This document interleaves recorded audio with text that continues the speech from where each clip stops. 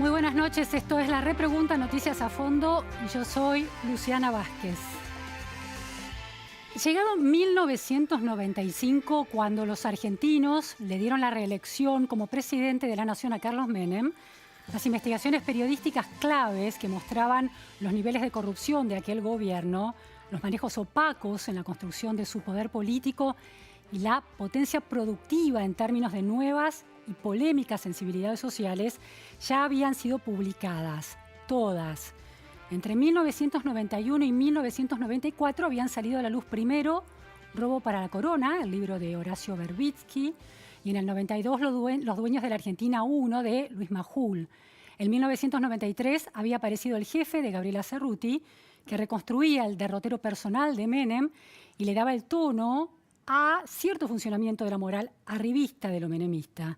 Y en el 94, Pizza con champán, de Silvina Walger, que desplegaba y sintetizaba a la vez las idas y vueltas de una cuestionada sociabilidad menemista, pero que también atraía enorme atención.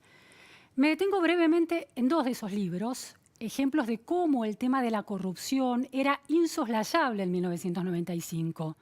Por un lado, Robo para la Corona, cuyo título reproduce una frase atribuida a José Luis Manzano, un nombre que sigue vigente hoy en día, de acuerdo con la investigación de Verbitsky por entonces. Manzano era, en aquellos años, jefe del bloque de diputados del PJ, y Robo para la Corona era el latiguillo con el que insistía, según lo publicado por el periodista Verbitsky, y cito: Manzano había repetido muchas veces la frase en el bloque, en el Consejo Nacional Peronista, cada vez que enfrentó cuestionamientos por prácticas corruptas. Robó para la Corona, hablaba de una especie de cierta obediencia de un mandato venido de la superioridad política. Robo para la Corona se convirtió en la investigación emblemática en torno a la corrupción peronista, en versión menemista, en connivencia con sectores del empresariado. Resultó una suerte de verdadero manual de instrucciones acerca del funcionamiento de la maquinaria de la corrupción menemista, montada sobre el aparato burocrático estatal de siempre. Selló también una forma de hacer periodismo de investigación en relación a todo poder político y su corrupción, saberes técnicos legales y económicos puestos en juego para darle sentido a documentos y testimonios llegados desde lo más recóndito del poder. Por otro lado, el libro de Majul de 1992, que mostraba los lazos espurios entre algunos empresarios de nombres resonantes de la Argentina y el Estado. Una galería de personajes que se continuó en Los dueños de la Argentina 2 en 1994. Amalia Lacroze de Fortabat, Carlos Bulgeroni, Franco Macri, Roberto Roca, Jorge Born, Aldo Roggio, entre otros. Eran parte de esas investigaciones. El año pasado, en una entrevista en La Repregunta, Majul confirmó que, de haber existido la figura del arrepentido en aquel momento, muy probablemente algunos de esos empresarios de aquella saga de los 90 habrían podido ser alcanzados por esa figura legal del arrepentido. Está claro, ese domingo de elecciones, el 14 de mayo de 1995, la ciudadanía que fue a ratificar la gestión del menemismo ya no podía estar distraída acerca de alguna de las consecuencias de su voto, por ejemplo, los niveles de corrupción. Y sin embargo, a pesar de los datos concluyentes sobre los manejos reprochables que escandalizaban a la opinión pública de aquellos días, la sociedad le renovó su voto de confianza al oficialismo y Menem fue reelegido. Y no solo eso, ganó el 1995 con más votos que el 1989, un 2,5% más. Mientras que en el 89, cuando el menemismo era una promesa futura de revolución productiva, obtuvo el 47,54% de los votos. En el 95, cuando ya estaba clarísimo el sentido de su gestión tan privatizadora como cuestionable en lo legal, Menem triunfó con el 49,94% de los votos. La corrupción peronista en versión menemista, descripta y detallada, relatada hasta el cansancio por el periodismo de la época, no disuadió a los votantes. Al contrario, aún en ese marco, el menemismo sumó más votos. Esta semana, el 8 de julio, se cumplieron 31 años de la asunción de Menem en 1989. Con una democracia de casi 37 años, la Argentina tiene ahora la oportunidad de lo que se llama el overview effect, el efecto de perspectiva, un concepto elaborado por el escritor Frank White. Se refiere al cambio profundo que significa, en ese caso para los astronautas que llegaron a la Luna o que orbitan alrededor de la Tierra, ver el planeta a la distancia, diminuto, en medio del vacío estelar. Un giro cognitivo, define White.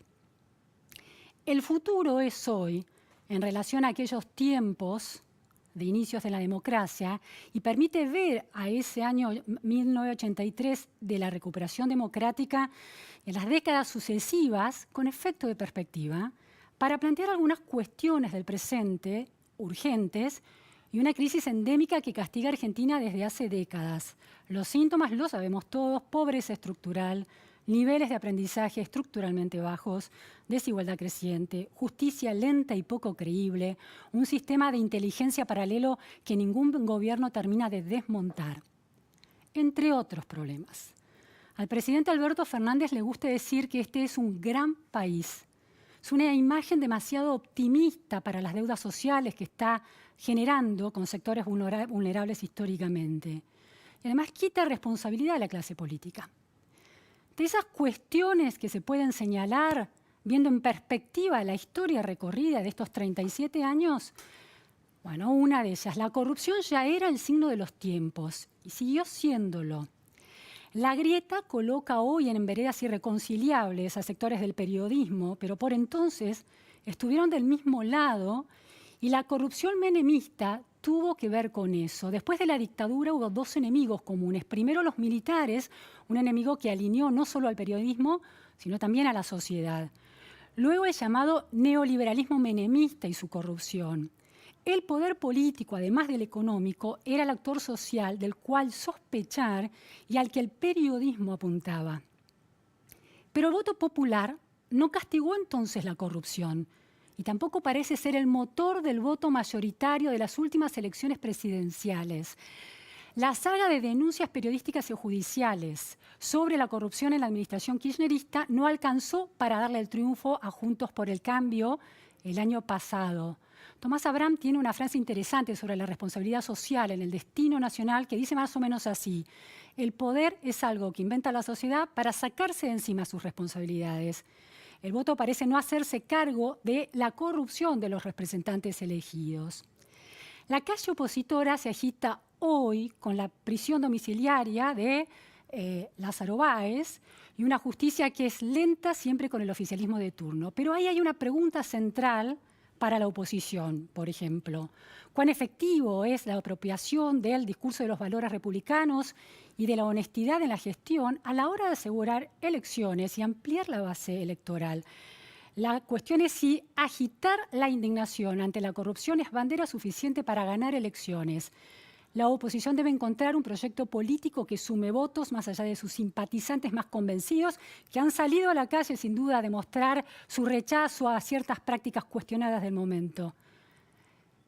Si se alinean, sí, ellos están alineados detrás de esas banderas, pero ¿alcanza con esas banderas para ganar las elecciones y representar una fuerza política que balancee el juego del poder en la Argentina?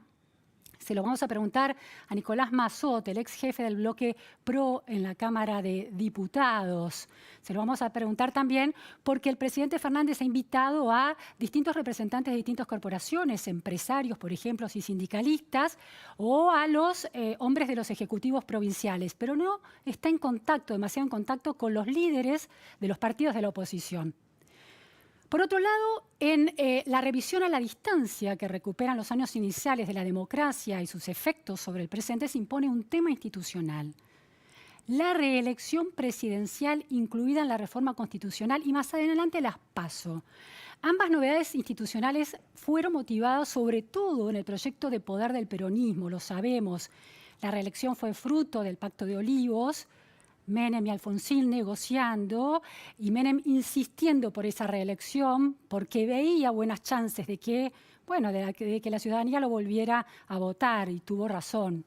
Y las PASO, un mecanismo nacido después de la derrota de Néstor Kirchner en 2009, que mostró efectos colaterales impensados el año pasado, cuando se convirtieron prácticamente en primera vuelta, dado que los partidos llegaron con sus candidatos decididos a esas PASO, donde en teoría se tienen que decidir esos candidatos. El limbo en que quedó la Argentina por la cantidad de meses que pendían hasta la asunción del poder y, bueno, y la realización efectiva de la elección verdadera, la de octubre, generó una crisis que no estaba contemplada en el diseño institucional de la Argentina. Entonces, aquí la cuestión es si, bueno, existe la posibilidad de que, viendo hacia atrás, esta democracia, la democracia argentina, es interrumpida o es joven. Sin duda, no es una democracia madura. Y es necesario preguntarse acerca de las reglas de juego de esa democracia. Una democracia es un conjunto de reglas de juego, es como el ajedrez. Puede haber un tablero, puede haber fichas, pero si no hay reglas, no existe el juego. Es necesario volver a pensar las reglas de juego de la democracia, sobre todo en este contexto. Hay una grieta social que no logra cerrarse y que se acentúa con el correr de las décadas, sobre todo desde el inicio de la gestión kirchnerista hasta ahora. Hay una oposición que no logra balancear el poder y no logra representar una amenaza verdadera. La derrota electoral de Mauricio Macri, sin pensar en el dolor político de sus seguidores y pensando en cómo juega políticamente para la Argentina, representó un fracaso en términos de que la alternancia que podía demostrar que no solamente el peronismo podía gobernar la Argentina, en ese caso no confirmó su efectividad. Malos resultados económicos y derrota electoral. La cultura del bajo déficit fiscal no terminó de instalarse con la derrota del Juntos por el Cambio, del macrismo, el año pasado. Alcanza con corregir la idea de la reelección electoral. Es llamativo que países como Uruguay y Chile no tienen reelección consecutiva. Pueden tener una reelección alternando la figura política en el poder, pero no tienen reelección consecutiva. ¿Por qué la reelección es un tema a pensar? Porque en una Argentina poco acostumbrado a la negociación con el otro, que ha construido enemigos políticos externos para consolidar una cierta cohesión social, desaparecido esos enemigos externos, el neoliberalismo de la década del 90 o los militares después de la dictadura, los enemigos están adentro. La patria no es el otro hoy en la Argentina. Hay una lectura positiva de la derrota electoral del macrismo y es que la gente es menos paciente. Quizás no castiga la corrupción, pero tiene otras variables en cuenta y no renueva automáticamente a los oficialismos en el poder. Si eso es así, sería una lección interesante aprendida por la ciudadanía. Y sería una lección interesante incorporar por el oficialismo de turno para empezar a gobernar en función de políticas de Estado, es decir, que incluyan a todos. Tuitear exabruptos, retuitear exabruptos, por ejemplo, no incluir en el diálogo político a los partidos de la oposición en una mesa institucionalizada, quizás sean errores políticos que se terminen pagando cuando la economía no funciona tampoco y otras tensiones políticas no garantizan esa reelección con la que sueñan, sobre todo los partidos del poder, en este caso el peronismo, cada vez que están en el sillón de Rivadavia. Se abren preguntas, quizás el futuro de la Argentina no está hacia adelante, sino está hacia atrás, revisando lo que se ha hecho en esta democracia incipiente, que es como el coronavirus. No sabemos, sabemos poco, está en proceso y cada día aprendemos algo nuevo.